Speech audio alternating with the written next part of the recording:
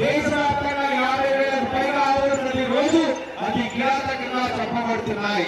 ఏ పాపం చేసేయని చెప్పి ఈ గోవులు అంత కీలకంగా చెప్పబడుతున్నాయి.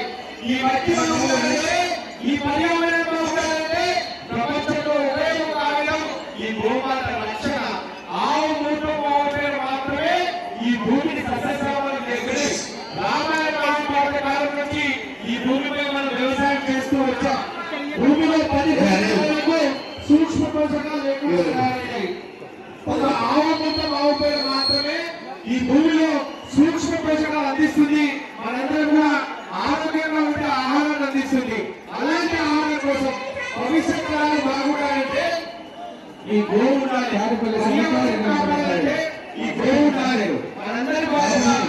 ఈ గోవు ప్రపంచంలో మేలు చేసిన ఈ గోమాత మా నిధి కార్యక్రమంలో పాల్గొన్నది. నాతో పాటుగా మా మిత్రులు ప్రవీణ్ రెడ్డి గారు, అక్షయ్ గారు, అదేవిధంగా మాణిక్ గారు, మల్లేష్ బాబు గారు, శ్రీపతి గారు, ప్రతి ఒక్కరు కూడా పేరు